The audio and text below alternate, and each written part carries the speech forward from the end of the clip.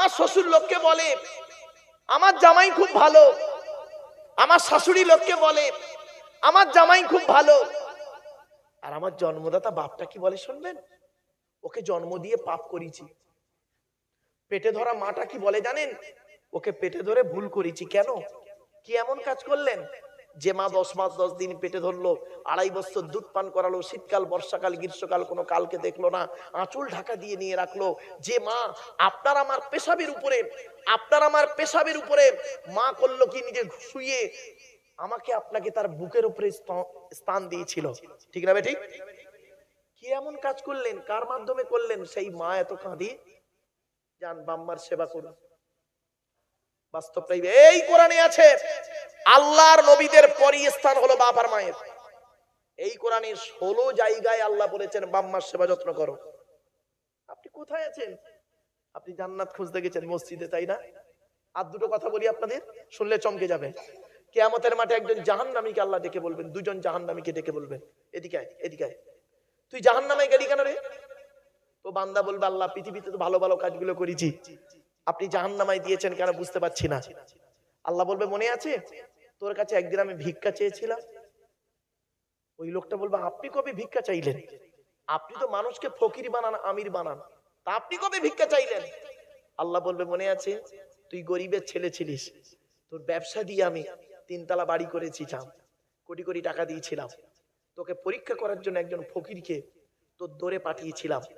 তুই যদি সেই দিন ওই ফকিরটাকে অপমানিত লাঞ্ছিত করে তাড়িয়ে না দিয়ে যদি হাসি মুখে যদি বিদায় দিতি, আমি আল্লাহ আমাকে ওই জায়গায় পেয়ে যেতি। আপনি আল্লাহকে খুঁজতে গিয়েছেন কোথায় বাড়ি থেকে ভাববেন। আর একজন জাহান্নামীকে আল্লাহ ডেকে বলবে, এদিকে আয়, তুই জাহান্নামে গেলি কেন? ও বান্দা বলবে, আল্লাহ আমি জাহান্নামে কি করে গেলাম বুঝতে পারছি না, আপনি তো ভালো ভালো কাজগুলো করেছিলাম। আল্লাহ বলবে, মনে আছে পৃথিবীতে তোর কাছে একদিন পানি চেয়েছিলাম, আমি পানি চেয়েছিলাম তোর কাছে। ও তখন বলবে, আল্লাহ আপনি কবে পানি চাইলেন? মনেই পড়ছে না। আল্লাহ বলবে, মনে আছে তুই রাস্তা দিয়ে যাচ্ছিলিস, একজন পিপাসিত প্রাণী পানির পান করার জন্য সে খুব কষ্ট পাচ্ছিল, তুই যদি ওই পানিটাকে পানি পান করাতি, আমি আল্লাহ ওই জায়গায় আমাকে পেয়ে যেতি। আপনি জান্নাত খুঁজতে গেছেন কোথায়? চলুন দেখি। আল্লাহর নবী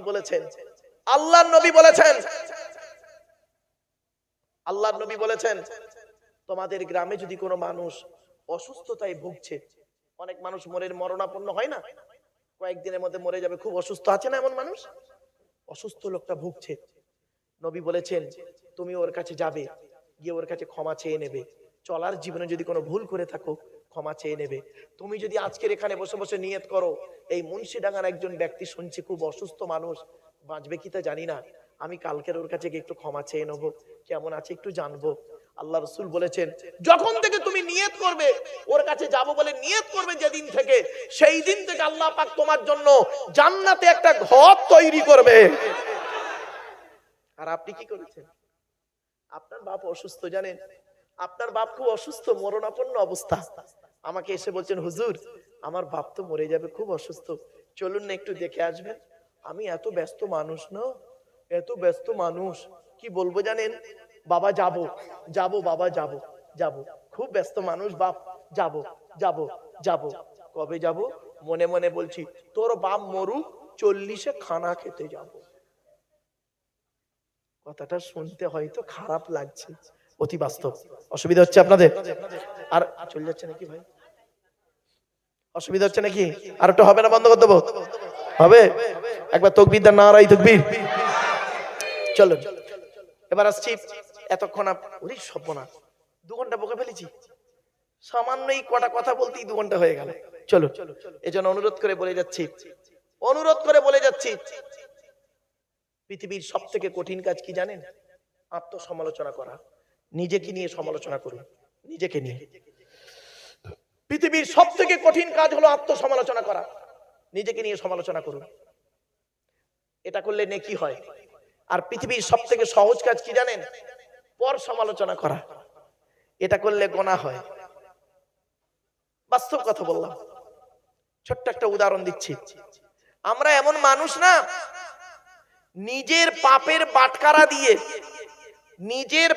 বাটখারা দিয়ে অন্যের পাপ ওজন করি। ঠিক না বেটি? বাটখারা বোঝেন তো নাকি? নিজের পাপ পাপ করে করে নিজে পাপ করে করে একটা পাপের বাটখারা করে ফেলেছি। নিজের পাপের বাটখারা দিয়ে নিজের পাপ কোনোদিন ওজন করিনি, অন্যের পাপ ওজন করি। আমরা এমন মানুষ না, দুধওয়ালা লোকের বাড়ি বাড়ি যায়, দুধ কিনে সহজে কেউ খেতে চায় না। মদওয়ালা দোকান দিয়ে বাঁকড়ায় বসে আছে, ও মোটর সাইকেলে তেল পুড়িয়ে মদ কিনে খেয়ে মারামারি করে হাজি সাহেবের বেটা জমদুর থানায় লকাবে চুম্বরে রোজার মাসে বসে। দুধওয়ালা কোথায় গেছিল? ওর বাড়ি গেছিল, দুধ কিনে খাইনি।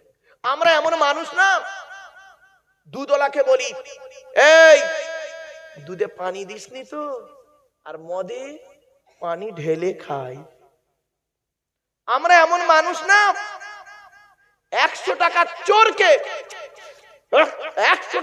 চোরকে গাছে বেঁধে মারি, 1000 কোটি টাকার চোরকে স্টেজে তুলে ফুলের তোড়া দিয়ে সংবর্ধনা জানিয়ে স্যালুট জানাই। ঠিক না বেঠিক? আমরা এমন মানুষ না, চালনি বোঝেন? চালনি, ওই আটা চালে মা বোনরা কি বলেন? চালনি। ওর পিছনে ছিদ্র কটা? অসংখ্য। আর সূচের পিছনে ছিদ্র কটা? একটা। তো চালনি একদিন সূচকে বলছে, কে বলছে? চালনি। কাকে বলছে? সূচকে বলছে, তোর পিছনে ছিদ্র কেন রে? তা সূচ কি উত্তর দেবে? চালনি সূচকে বলছে, তোর পিছনে ছিদ্র কেন? তা সূচ কি উত্তর দেবে? আমার তো একটা, আর তোর 1000টা। জাস্ট ফর এক্সাম্পল, বাপেরা, একটা আঙুল, ক্ষমা চেয়ে নিচ্ছি, একটা আঙুল আপনাদের দিকে লাগিয়ে বললাম আপনি চিটিং বাজ। আচ্ছা, কটা আঙুল আপনার দিকে গেছে?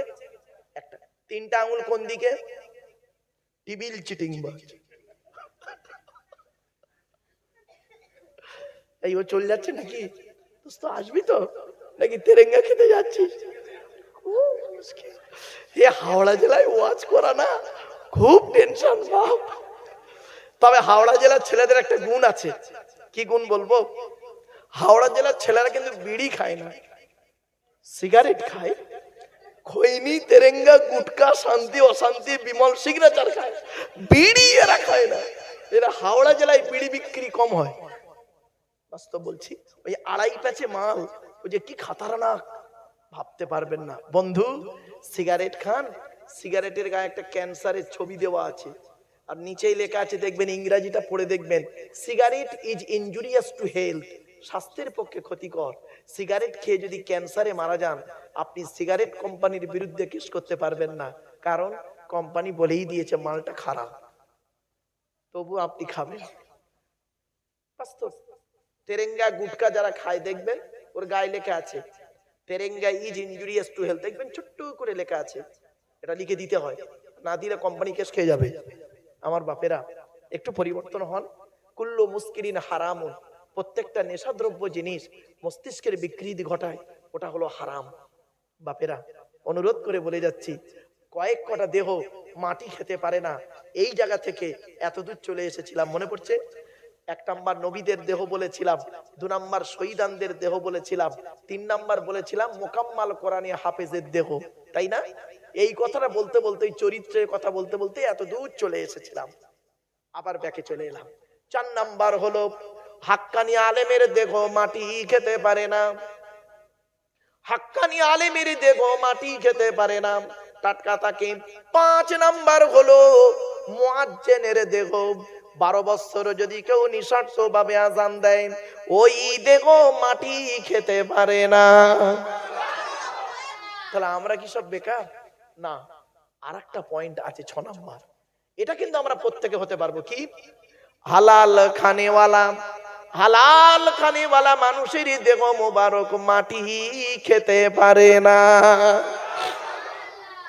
এই জন্য বাপেদের বলে যাচ্ছি, হারামের বিরিয়ানি ভাতের থেকে হালালের ডাল ভাতটাই ভালো। হারামের বিরিয়ানি ভাতের থেকে হালালের ডাল ভাতটাই ভালো। করজোড়ে নিবেদন করে গেলাম, পৃথিবীতে যতদিন বাঁচবেন বাবা হালাল খাবার খান, হালাল খাবার খেয়ে যদি 2 রাকাত নামাজ পড়েন কবুল হয়ে যাবে। আর হারাম বস্তু নিয়ে 2 নম্বরি করে হারাম খাবার খেয়ে যদি তাহাজ্জুদ পড়েন কবুল হবে না। শুধু তাই নয়, লোকের মেরে আপনি হজে যাবেন, হজ কবুল হবে না। ঠিক না বেঠিক? বাস্তব কথাটাই বললাম। আপনি হজে না গিয়ে হজ কবুল হবে, হজে না গিয়ে হজ কবুল হয়েছে শুনলে চমকে যাবেন। বলবো কি বলেন? এই দেখুন, লোকটার নাম হলো আব্দুল্লাহ ইবনে মুবারক। কি বললাম? যতদিন বাঁচবেন কথাটা মনে রাখবেন, আব্দুল্লাহ ইবনে মুবারক লোকটার নাম। উনি খুব বড় আলেম ছিলেন, খুব বড় আলেম, ওনার জামানার সবথেকে বড় আলেম, খুব আল্লাহওয়ালা লোক। আব্দুল্লাহ ইবনে মুবারক রহমাতুল্লাহ আলাইহি হজে যাবেন। উনি এবং ওনার বন্ধু, 2 বন্ধু একসঙ্গে হজে যাবেন। হজে টাকা পয়সা সব জোগাড় হয়ে গেছে। উনি করেছেন কি, হজে যাবার কয়েকদিন আগের ঘটনা।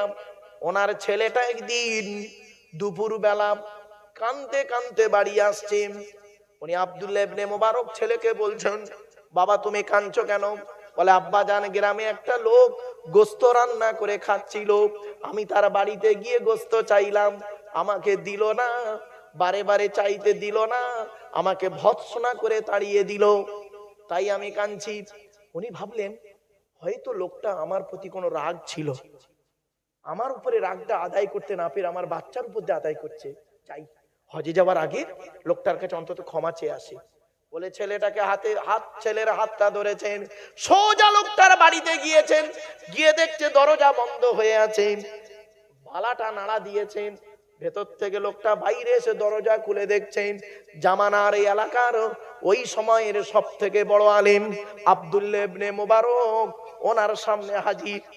উনি অবাক, আসসালামু আলাইকুম হুজুর, আসেন আসেন আসেন, আপনি আমার বাড়িতে এসেছেন হুজুর, আমার কপাল, আসেন।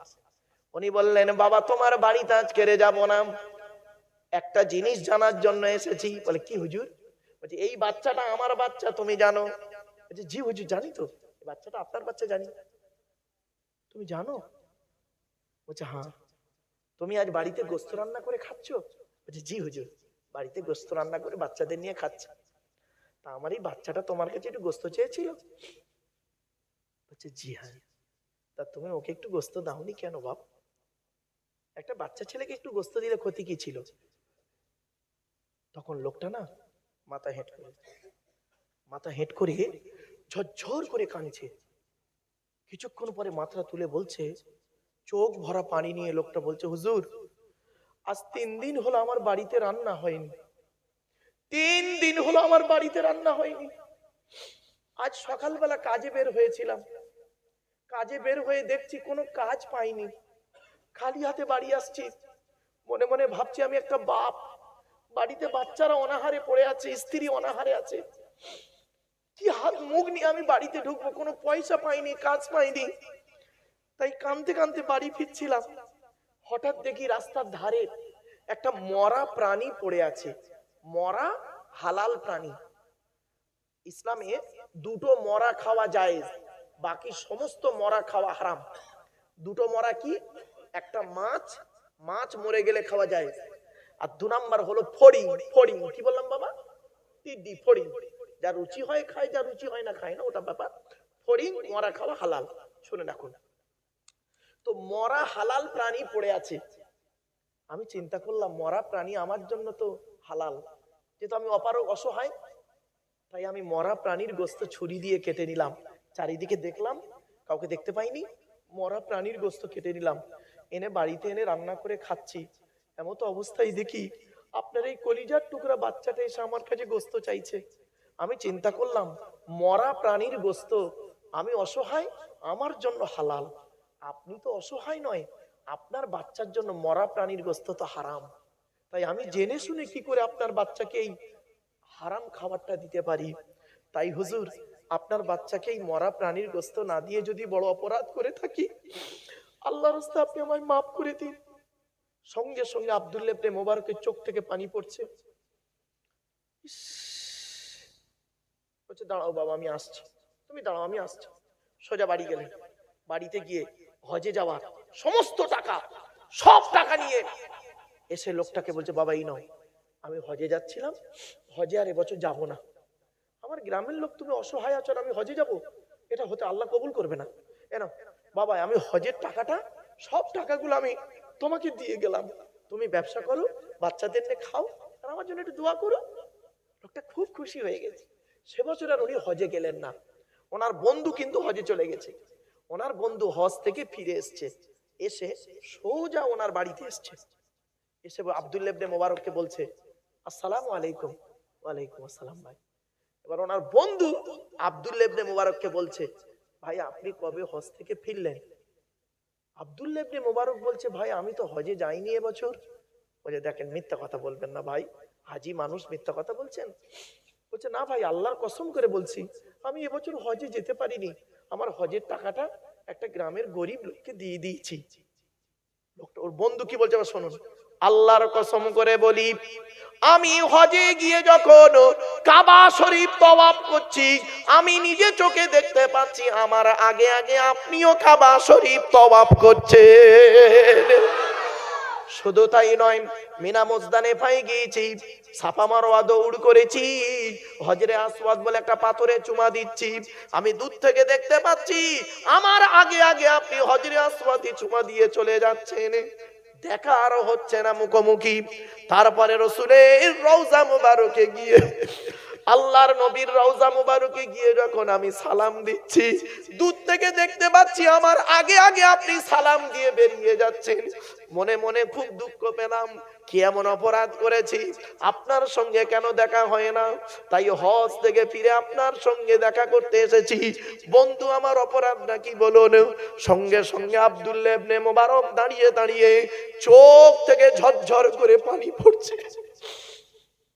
সেই রাতে আব্দুল্লাহ ইবনে মুবারক রাহমাতুল্লাহ আলাইহি স্বপ্নের মাধ্যমে দেখছেন একজন ব্যক্তি ওনাকে বলছেন, এই আব্দুল্লাহ ইবনে মুবারক, এবছর তুমি হজে না গিয়ে হজের টাকাটা ওই গরিবকে দান করার কারণে আল্লাহ তোমার হজকে কবুল করে নিয়েছে।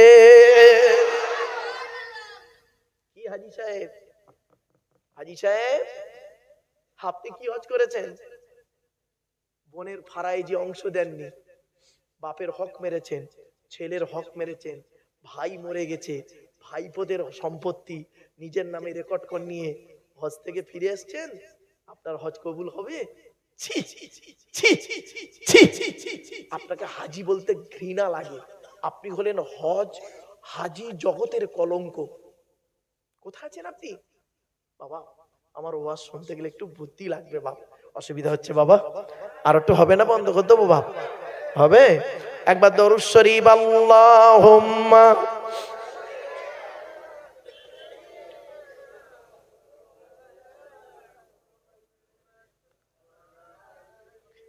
অনেকক্ষণ হয়ে গেছে, আর বেশি না, 2-10 মিনিট হবে নাকি? একবার তাকবীর দেন, নারায়ে তাকবীর।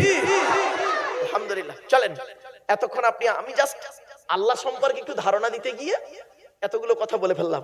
2 ঘন্টার উপর 2.5 ঘন্টা চলছে। চলো এবার আসছি নবীদের পরিচয়। আচ্ছা, নবীদের পরিচয় কটা বলেছিলাম বাবা, মনে আছে? কটা বলেছিলাম? 3টে। কি কি? 1 নাম্বার, যিনি নবী হবেন তার চরিত্র উত্তম হতে হবে। 2 নাম্বার, যিনি নবী হবেন তার উপর আল্লাহর তরফ থেকে ওহী নাযিল হতে হবে। 3 নাম্বার, যিনি নবী হবেন তার দ্বারা অলৌকিক ঘটনা ঘটতে হবে, একটা হোক বা 50টা হোক। পৃথিবীতে যত নবী এসেছেন প্রত্যেক নবীর মাধ্যমে আল্লাহ পাক 1 থেকে 50টার ভিতরে মুজিজা দিয়েছেন। আমার নবী বিশ্ব নবী কুল কায়নাতের রাসূল রাহমাতুল লিল আলামিন মুহাম্মদ সাল্লাল্লাহু আলাইহি ওয়াসাল্লামের মাধ্যমে আল্লাহ পাক পৃথিবীতে 1000-এরও বেশি মুজিজা দিয়েছেন। কটা জানেন? এই কোরআনে 1000-এরও বেশি অলৌকিক ঘটনা আছে। কটা আপনি জানেন? শুনলে চমকে যাবেন বাবা, হাতে টাইম শর্ট তো, অত টাইম নেই। চলেন এবার আসছি আমাদের নবীর পরিচয়টা কি আগে জেনে নিই। আচ্ছা, আমাদের নবীর নাম কি? হযরত মুহাম্মদ সাল্লাল্লাহু আলাইহি ওয়াসাল্লাম। চলো, নবী কোন বংশে জন্মগ্রহণ করেছেন বাবা? কুরাইশ বংশে। কার নাম কুরাইশ? চলো নবীর পরিচয়টা এবার জেনে নিই। তবে আপনাদেরকে করজোড়ে নিবেদন করছি, বাপেরা সুবহানাল্লাহটা জোরে বলতে হবে, পারবেন ইনশাআল্লাহ? চলো, কোন বংশ বললেন?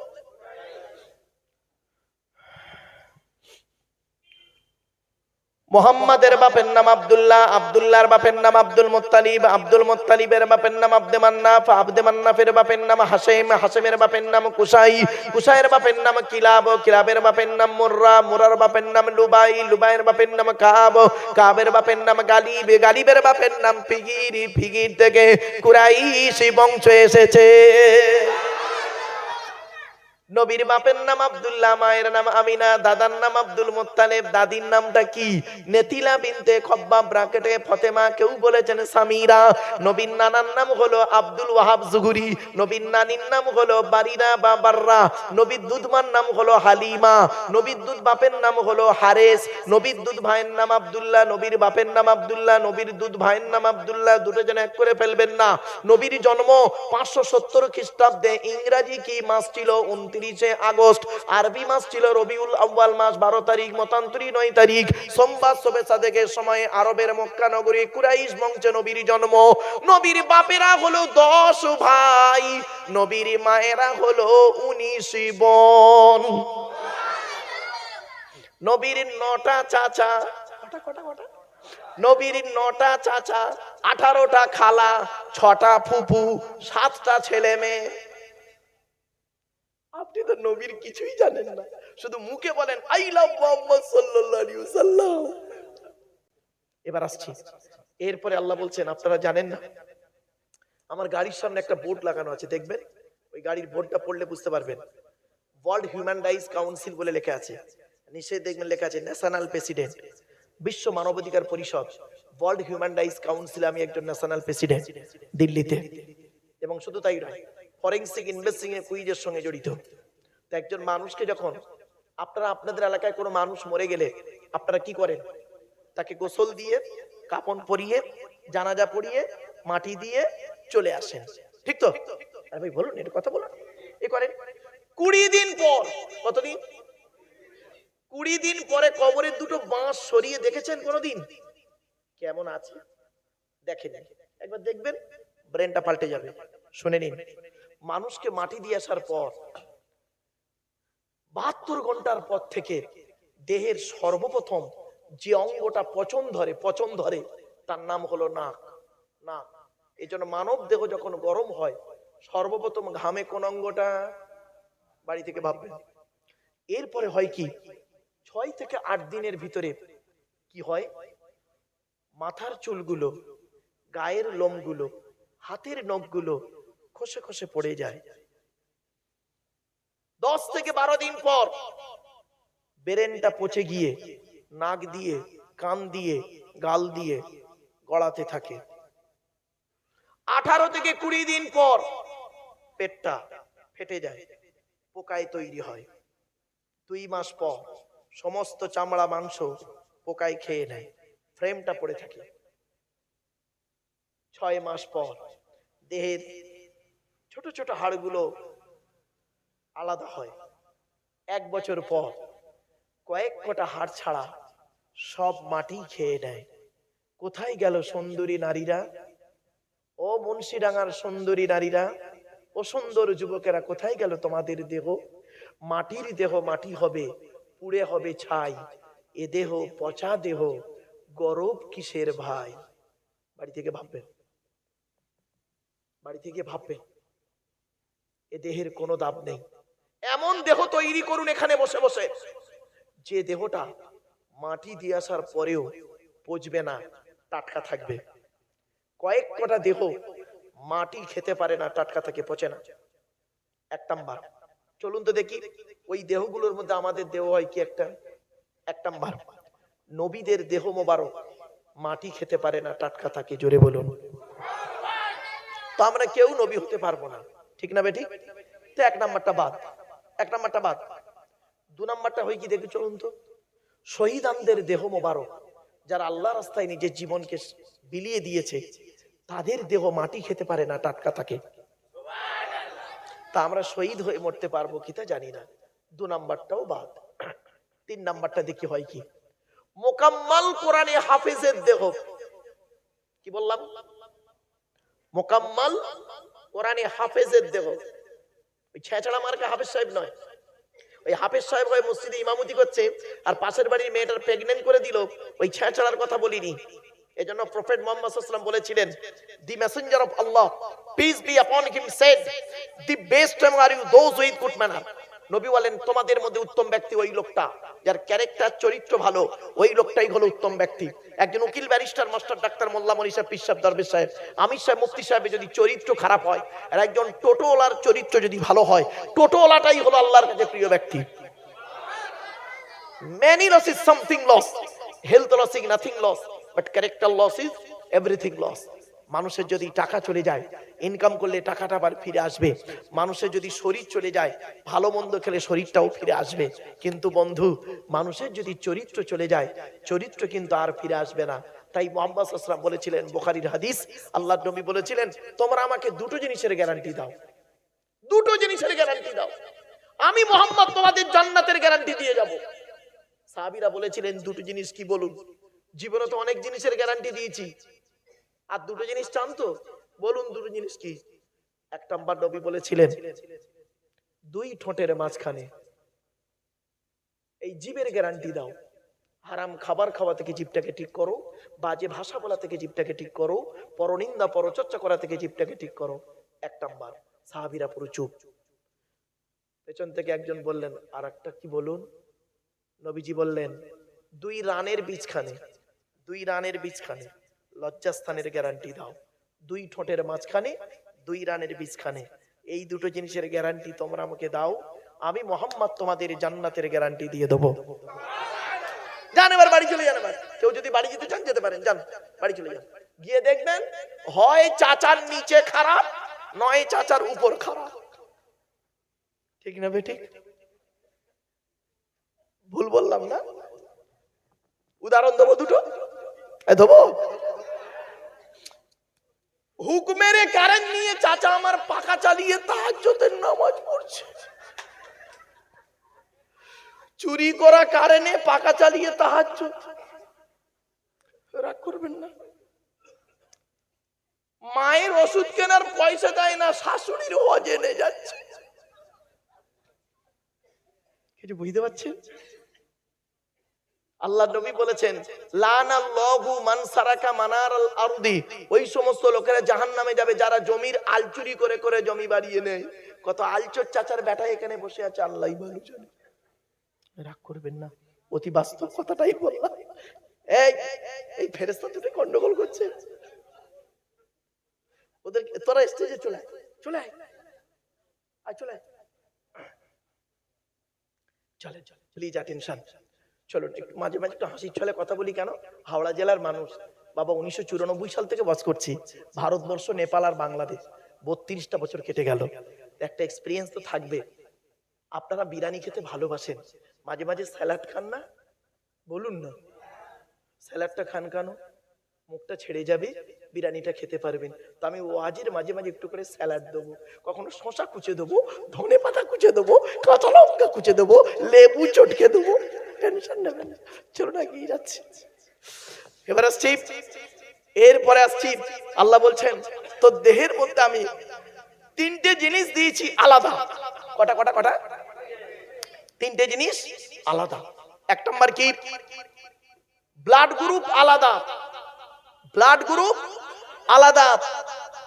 রাগ করবেন না, আমি এই জন্য ভারতবর্ষ, নেপাল, বাংলাদেশে লেকচার দিতে গিয়ে বলি, বিভিন্ন জেলায়, বিভিন্ন রাজ্যে লেকচার দিতে গিয়ে বলি, হিন্দু মুসলিম কাঁধে কাঁধ মিলিয়ে চলুন। কিসের হিন্দু কিসের মুসলিম মারামারি করেন? আপনি কি জানেন সৃষ্টিকর্তার আরাধনা উপাসনার পদ্ধতিটা আমাদের আলাদা হতে পারে? মানুষ হিসেবে প্রত্যেকেই কিন্তু আমরা আদমের সন্তান, ঠিক না বেঠিক? অবাক হয়ে যাবেন, একজন কলেজের প্রফেসর, ব্রাহ্মণ ঘরের সন্তান, কলেজের প্রফেসর আমাকে ফোন করেছে, আমার কাছে এসেছেন, এসে বলছেন, স্যার আমি একজন হিন্দু ব্রাহ্মণ ঘরের সন্তান, আমি এক কলেজের প্রফেসর, হিস্টরি প্রফেসর, ইতিহাসের প্রফেসর। বললাম থ্যাংক ইউ। বলছে, আমি আপনার ওয়াজ প্রতিদিন, আমি এবং আমার ওয়াইফ প্রতিদিন শুনি, আপনার এমন কোন ওয়াজ নেই আমার মুখস্থ নেই। আমি তো অবাক হয়ে গেছি। তো বলছে, আমি কোরআনও পড়ি, 5খানা তাফসীরের নাম বললো, কোরআনের ব্যাখ্যা 5 রকম ওনার কাছে আছে। আপনি কি ভাবছেন আপনার বাড়িতে তো একটাও নেই? 5 রকম তাফসীরের নাম বললেন, এই ব্যাখ্যাগুলো আছে আমার কাছে, আমি পড়ি। তো আমি গোটা কোরআন পড়ে একটা প্রশ্ন আমার মাথায় জেগেছে, তো আপনাকে এই প্রশ্নের উত্তরটা আপনার কাছে পাবো আশা করছি, তাই আপনার কাছে এলাম। বলুন, প্রশ্নটা শুনলে চমকে যাবেন, শুনুন। বলছেন, কোরআন পড়ে দেখলাম মদ খাওয়া হারাম, সুদ খাওয়া হারাম, শূকরের মাংস খাওয়া হারাম, ব্যভিচার করা হারাম। বললাম হ্যাঁ। বলছে এটা কাদের জন্য হারাম? যারা আল্লাহ এবং নবীকে বিশ্বাস করে তাদের জন্য হারাম। আমি তো আল্লাহ এবং নবীকে বিশ্বাস করি না, তা আমি যদি মদ খাই, সুদ খাই, শূকরের মাংস খাই, তাহলে আল্লাহ কেন আমাকে শাস্তি দেবেন কিয়ামতের মাঠে? আমাকে খাওয়ার কথা তো বলিনি। কিছু বুঝতে পারছেন এবার? বুঝতে পারছেন এবার? বলে আমি এই প্রশ্নটা বহু আলেমকে করেছি, তারা একটাই কথা বলেছেন, ওনার সঙ্গে আমার সঙ্গে কথা বলে নাকি তার ঈমান থাকবে না। ইসলাম কি এরকম একটা ধর্ম আছে? বললাম না ভাই, এরকম কোনো কথা নেই। চলো। বলছে আমি বললাম, ও তো যারা আল্লাহকে বিশ্বাস করে তারা যদি সুদ খায় তাদের শাস্তি হবে। আমি কোরআন পড়ে দেখলাম, তা আল্লাহ তো আমাকে হালাল খেতে বলেনি, ও তো মুমিনদেরকে হালাল খেতে বলেছে। তা আমি যদি হারাম খাবার খাই, সুদ খাই, মদ খাই, ব্যভিচার করি, শূকরের মাংস ভক্ষণ করি, তাহলে আল্লাহ কেন আমাকে শাস্তি দেবে কিয়ামতের মাঠে? আমি তখন বললাম, স্যার আপনি গোটা কোরআন পড়েছেন? বলছে হ্যাঁ স্যার পড়েছি তো। বললাম স্যার একটু মিস্টেক হয়ে গেছে, শুনে নিন আজকে ভালো করে, শুনে যান বাবা, হাতে ধরে বলে যাচ্ছি। আমি বললাম স্যার, কোরআনে 3 শ্রেণীর লোককে আল্লাহ হালাল খেতে বলেছেন। কয় শ্রেণীর লোক? 3 শ্রেণীর লোক। উনি সঙ্গে সঙ্গে পকেট থেকে কাগজ বের করলেন, কাগজ বের করে কলম বের করে নোট করছেন। বলুন 3 শ্রেণীর লোক কে কে? আমি বললাম আসুন এই 3 শ্রেণীর মধ্যে আমি আপনি পড়ি কিনা একটু দেখি। চলো। বলছে বলুন। নাম্বার 1 শুনে নিন। সর্বপ্রথম আল্লাহ বলেছেন নবী রাসূলদেরকে হালাল খেতে। কাদের কাদের? পট করে উনি বলছেন নবী রাসূলরা তো হালাল খাবেনি, এই কথাটা আবার আল্লাহর বলার কি দরকার ছিল কোরআনে? আমি বললাম স্যার কিছু মনে করবেন না, আল্লাহ পাক কোরআনে বলেছেন 8 নম্বর পারার 10 নম্বর পৃষ্ঠা 7 নম্বর লাইন, সূরার নাম সূরা আরাফ, ফালানাসআলান্নাল্লাযীনা উরসিলা ইলাইহিম ওয়ালানাসআলান্নাল মুরসালিন। প্রত্যেক নবী রাসূলকে আমি কিয়ামতের মাঠে জিজ্ঞাসা করব, আপনাকে পৃথিবীতে নবী করে পাঠিয়েছিলাম, আপনি আপনার দায়িত্ব পালন করেছিলেন? আপনাকে রাসূল করে পাঠিয়েছিলাম পৃথিবীতে, আপনি কি আপনার দায়িত্ব পালন করেছিলেন? নবী রাসূলদের যদি এই রকম প্রশ্ন করা হয়, আমি আপনি কোন জায়গায় বসে আছি? আমাদের প্রশ্ন করবে না আল্লাহ? ভাবলেন কি করে আপনারা হাওড়া জেলার মানুষ? কোরআনে বলা হয়েছে সূরা কিয়ামা, আয়াহসাবুল ইনসানু আন ইউতরাকা সুদা। মানুষ কি মনে করেছে, মুন্সিডাঙ্গার মানুষ কি মনে করে আমি আল্লাহ ওদের এমনি এমনি ছেড়ে দেব? এত সহজ নয়। কড়ায় গন্ডায় হিসাব নেব, হিসাব নেওয়ার পরে যদি আমি আল্লাহ বুঝি তো ছাড়বো, আর ভালো বুঝি তো ছাড়বো, আর যদি সন্দেহ যদি বুঝেছি সঙ্গে সঙ্গে বলবো দাঁড়া তোর আরো হিসাব আছে। কোথায় আছেন আপনি? 3 শ্রেণীর লোককে প্রশ্ন করা হবেই হবে 100%। 1 নাম্বার ধনী, পয়সাওয়ালা যারা আছেন, একটাও তো কাঁচা বাড়ি নেই, আল্লাহ অর্থ দিয়েছেন আপনাদের, ধনী অর্থের হিসাব দাও, আমি তোমাকে ধনী করেছিলাম, টাকা পয়সা কোথায় ব্যয় করেছি হিসাব দাও। 2 নাম্বার জ্ঞানী, জ্ঞানের হিসাব দাও, তোমাকে জ্ঞান দান করেছিলাম, বিভিন্ন দিকের জ্ঞান দিয়েছিলাম, সেই জ্ঞান নিয়ে মানুষের ক্ষতি করেছো না মানুষের ভালো উপকার করেছো, জ্ঞানের হিসাব দাও।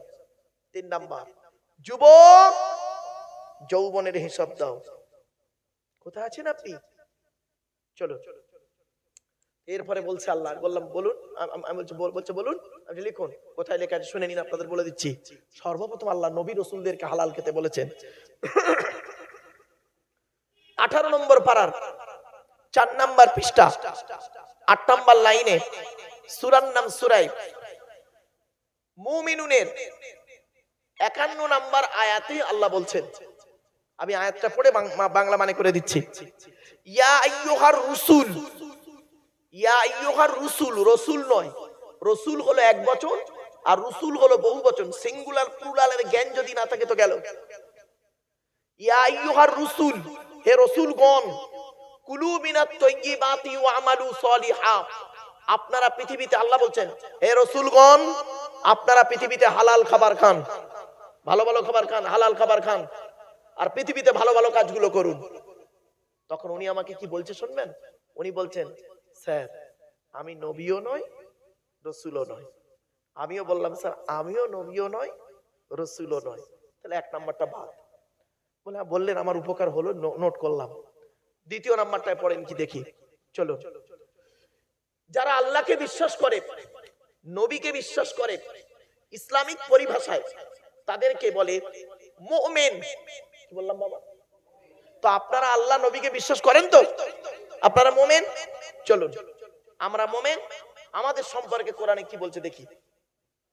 2 নম্বর পারা 4 নম্বর পৃষ্ঠা 14 নম্বর লাইনে সূরার নাম সূরা বাকারা 172 নম্বর আয়াতে আল্লাহ বলছেন, ইয়া আইয়ুহাল্লাযীনা আমানু, হে ঈমানদার বান্দাগণ, কুলু মিন তাইয়্যিবাতি মা রাযাকনাকুম, আমার দেওয়া হালাল রিজিকগুলো তোমরা ভক্ষণ করো।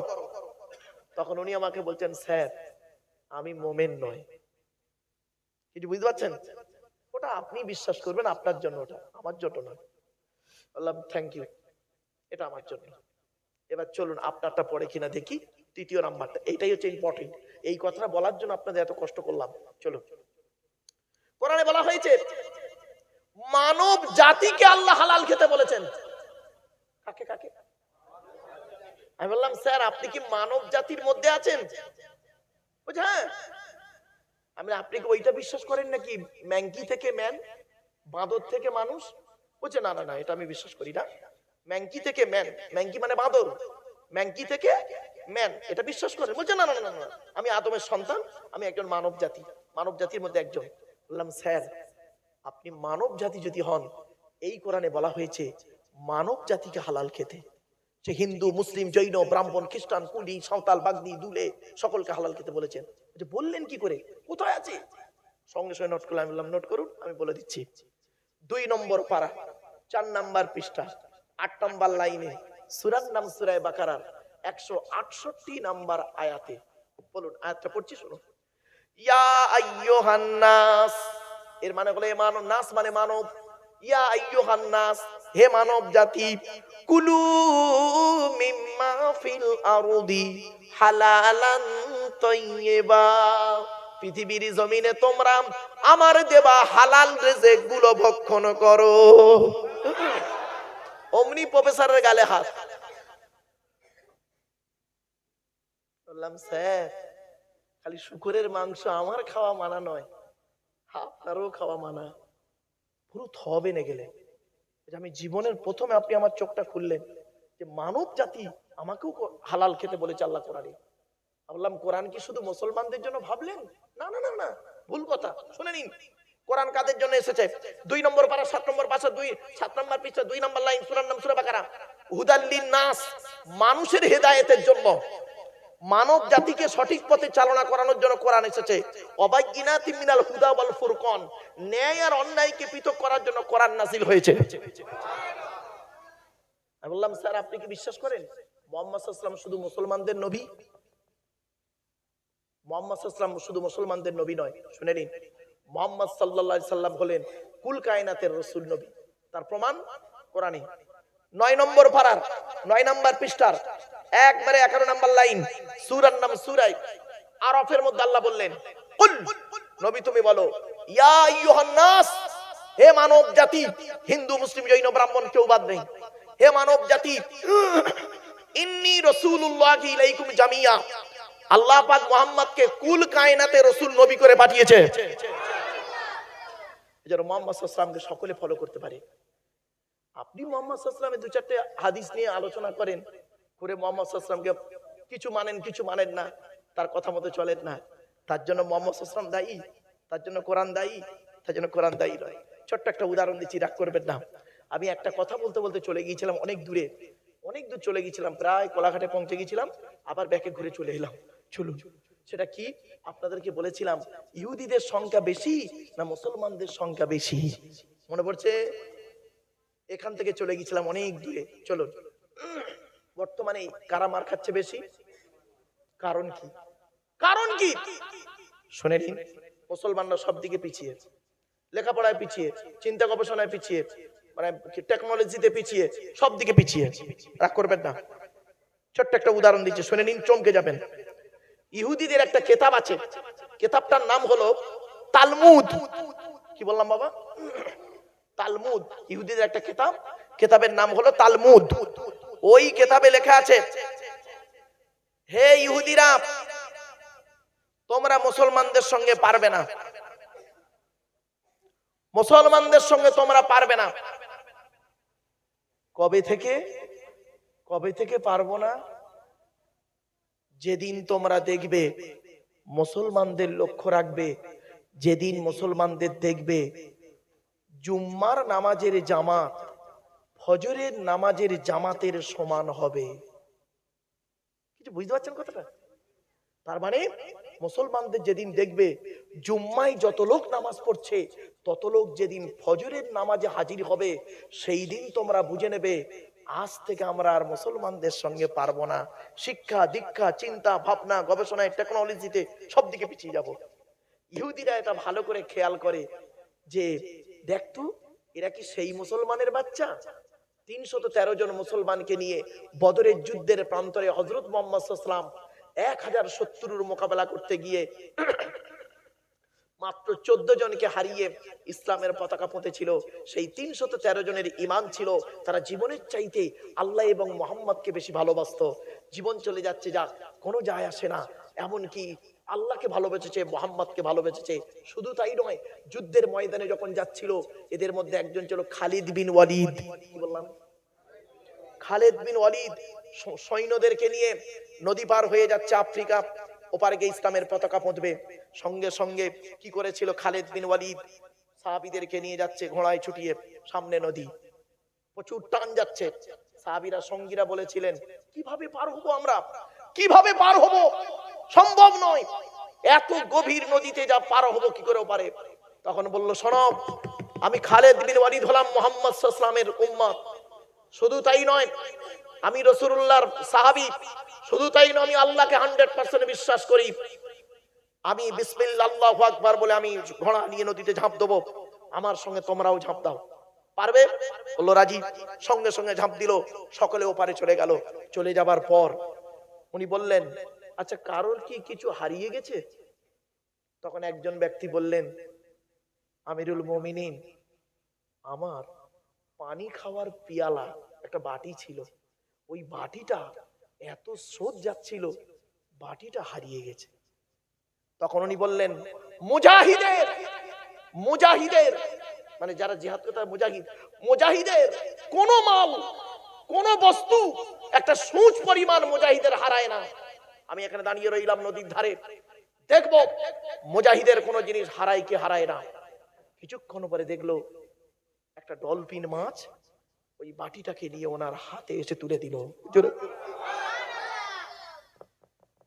ইহুদিরা দেখে, এরা কি সেই মুসলমানের বাচ্চা? না, এরা সেই মুসলমানের বাচ্চা না, এরা কনভার্টেড মুসলমান।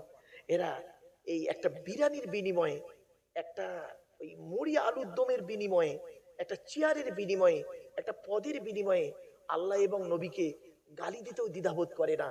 আর এদেরকে লক্ষ্য কর, এরা কি করে? এরা জুম্মার নামাজে 3 তালা ভর্তি করে, আর ফজরের নামাজে দেখবি ইমাম সাহেব আর 6টা বুড়ো ছাড়া আর কেউ নেই। অতএব এদের যত মারবি তত লাভ, কোনো পাপ হবে না। জ্ঞানী গুণী বুদ্ধিজীবী মানুষ এই কথাটা বাড়ি থেকে ভাববেন। আমি জাস্ট শুধু আপনাদেরকে একটু ইঙ্গিত দিয়ে গেলাম বাবা। জ্ঞানী যারা বোঝে তারা শুধু ইশারায়। চলো, এজন্য আপনাদেরকে বলি, হিন্দু মুসলিম কাঁধে কাঁধ মিলিয়ে চলবেন। কিসের হিন্দু কিসরা মুসলিম মারামারি করেন? খবরদার নয়। মনে রাখবেন, হিন্দুদের রক্তের ভিতরে মুসলমানদের রক্ত আছে, মুসলমানদের রক্তের ভিতরে হিন্দুদের রক্ত আছে। প্রমাণটা দেব? আরে দেবো কি বলুন না? এই বাচ্চাই বস, সব ডিস্টার্ব করে। আসলে কি জানেন, আমি এই জলসাটাকে না একটা ক্লাস বলে মনে করি। খারাপ সেন্স নেবেন না, এটাকে আমি একটা ক্লাস বলে মনে করি। 3-4 ঘন্টার একটা ক্লাস করব, ব্যাস এই ক্লাসের মধ্যে একটা মিনিট এদিক ওদিক দেওয়া মানে সব বেকার। আমার কথাটাকে ঘুরিয়ে ফেলবেন, গুলিয়ে যাবে আপনার মাথা থেকে।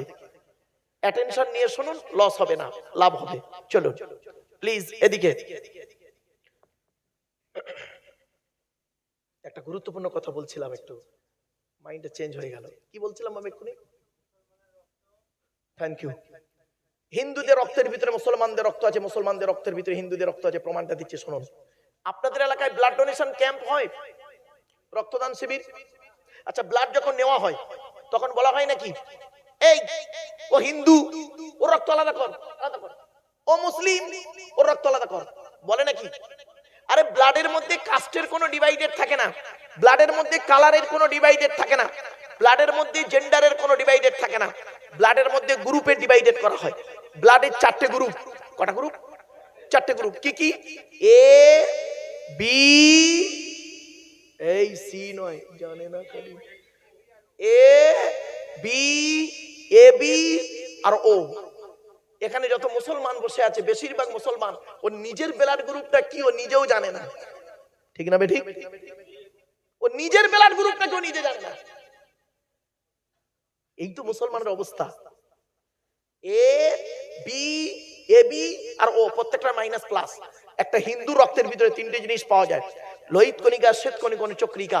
As a same, no difference. একটা মুসলমানের রক্তের ভিতরে 3টেই পাওয়া যায়। কিসের হিন্দু কিসের মুসলিম মারামারি করেন? হে হিন্দু, মন্দিরে গিয়ে যাকে ঈশ্বর বা ভগবান বলে ডাকো তাকে মন্দিরে পাবে তো? হে খ্রিস্টান, গির্জায় গিয়ে যাকে গড বলে ডাকো তাকে গির্জায় পাবে তো?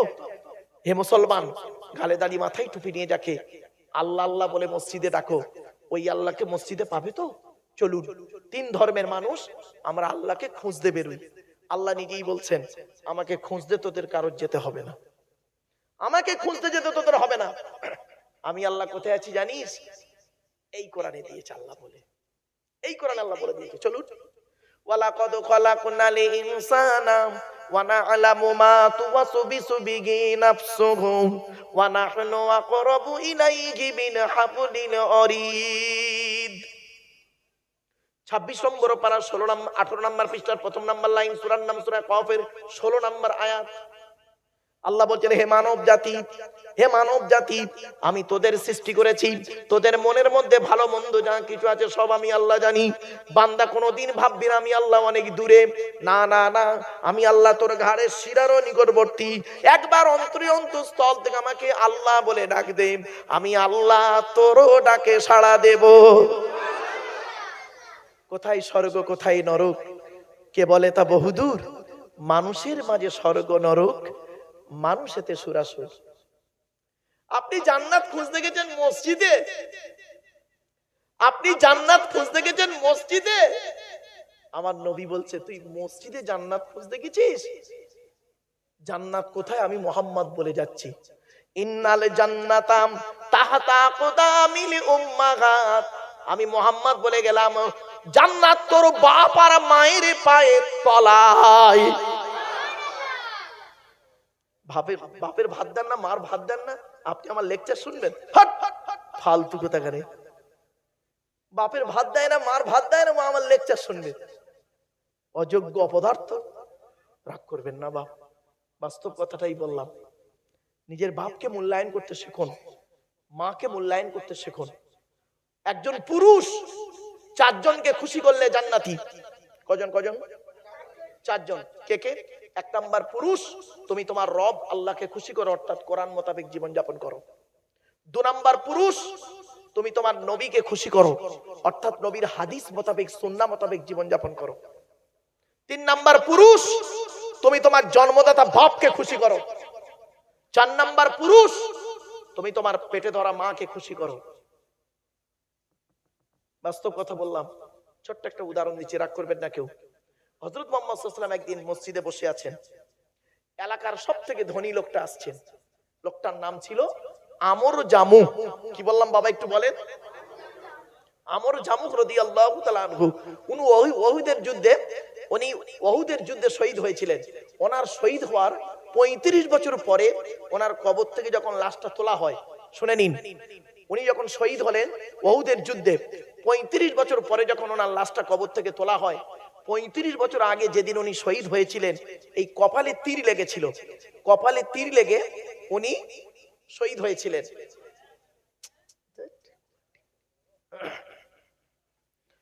কপালে তীর লেগে উনি শহীদ হয়েছিলেন। তো যেদিন ওই অবস্থা ওনাকে মাটি দেওয়া হয়েছিল, 35 বছর পরে ওনাকে যখন লাশ তোলা হচ্ছে, ওখান থেকে লাশ সরিয়ে অন্য জায়গায় দেওয়া হচ্ছে, 35 বছর পর সেই কপাল থেকে সেই টাটকা রক্ত 35 বছর পরেও বেরিয়ে যাচ্ছে। কোথায় আছেন আপনি? গুগলে সার্চ করবেন, সাহাবীর লাশ, গুগলে সার্চ করবেন, পেয়ে যাবেন। কোথায় আছেন? চলুন না গিয়ে যাই। এবার আসছি। তো উনি আসছেন, প্রচুর টাকার মালিক, এলাকার সব থেকে ধনী লোকটা আসছে নবীজির দরবারে। নবীজি বসে আছেন। তো নবীর ডান দিকে বসেছিলেন হযরত আবু বকর সিদ্দিক রাদিয়াল্লাহু তাআলা আনহু। নাম শুনেছেন? বাহ।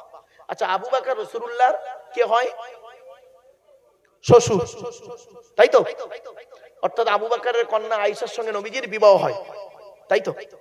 তো নবীজির শ্বশুর হলো আবু বকর সিদ্দিক রাদিয়াল্লাহু তাআলা আনহু। আচ্ছা, কে বড় বয়সের দিক থেকে, আবু বকর না নবী? আবু বকর, তাই তো? না, ভুল ধারণা, এই ভুলটা সংশোধন করে নিন।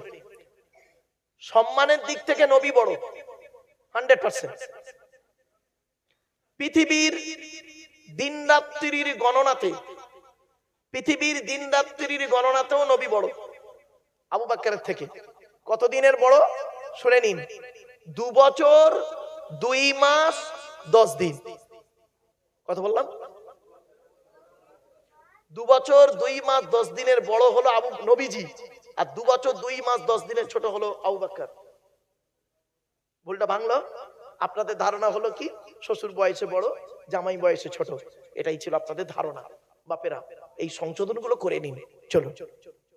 তো হযরত আবু বকর বলছেন, হে নবী, এলাকার সব থেকে ধনী লোকটা আসছে, ওই দেখুন, এই দেখুন। নবীজি বললেন, আচ্ছা ওকে আসতে দাও। এলেন, আসার পরে নবীকে সালাম করলেন, সালাম দিলে নবীজি বললেন বসো, বসলো। কিছুক্ষণ পরে নবীকে প্রশ্ন করছেন উনি। আল্লাহর নবীর সাহাবীরা নবীকে জীবনে মোট 17টা প্রশ্ন করেছেন। কটা? 17টা। মনে রাখবেন, এই কোরআনে আছে। আল্লাহর নবীর সাহাবীরা নবীকে জানার জন্য জীবনে 17টা প্রশ্ন করেছেন, আর বাকি প্রশ্ন করেছেন অমুসলিমরা বিভিন্ন অ্যাঙ্গেলে। তো এই 17টার মধ্যে এটা হলো একটা। তো উনি প্রশ্ন করছেন নবীকে, হে নবী, আল্লাহ আমাকে অনেক অর্থ দিয়েছে। নবীজি বললেন আলহামদুলিল্লাহ। তখন নবী বললেন, তুমি কি জানতে চাইছো বলো। তখন লোকটি বললেন, হে নবী, আল্লাহ আমার অনেক অর্থ দিয়েছে, টাকা পয়সাগুলো কোথায় ব্যয় করলে আল্লাহ খুশি হবে, যদি একটু বলে দিতেন আমাকে, মরণের আগে টাকা পয়সাগুলো সেখানেই ব্যয় করে কবরে যেতাম। আচ্ছা, প্রশ্নটা ভালো না খারাপ? ব্যাস, উনি প্রশ্ন করে বসে আছেন। সঙ্গে সঙ্গে ওনাকে কেন্দ্র করে কোরআনের এই আয়াতটা আল্লাহ নাজিল করলো। কি? শুনুন, ইয়াসআলুনাকা মাযা ইউনফিকুন কুল মা আনফাকতুম মিন খায়রিন ফালিল ওয়ালিদাইনি ওয়াল আকরাবিন। 2 নম্বর পারার 12 নম্বর পৃষ্ঠা 13 নম্বর লাইন, সূরার নাম সূরা বাকারা। নবী তোমাকে ওরা প্রশ্ন করছে, টাকা পয়সা কোথায় ব্যয় করলে আল্লাহ খুশি হবে। নবী তুমি বলে দাও, টাকা পয়সাগুলো সর্বপ্রথম তোমরা তোমাদের বুড়ো বুড়ি বাম্মার পিছনে ব্যয় করবে, আল্লাহ খুশি হয়ে যাবে। তাহলে টাকা পয়সা সর্বপ্রথম কাদের পিছনে ব্যয় করতে হবে? জোরে বলুন। আর আপনি ব্যয় করেছেন বাপের রেখে যাওয়া সম্পত্তি, হাওড়াহাটের 2টো স্টল রয়েছে, ওই টাকা নিয়ে ও করছে কি, প্রচুর টাকা লাভ হয়েছে, সেই টাকা নিয়ে বইয়ের নামে ব্যাংকের বই করেছে, আর বউ নমিনি করেছে ওর ভাইকে। বুঝতে পারেনি না? তার মানে এ মাল মরে গেলে কিচ্ছু পাবে না, সব ওর বউ আর ও বইয়ের ভাই পাবে। বাবাজি, বাস্তব কথা বললাম।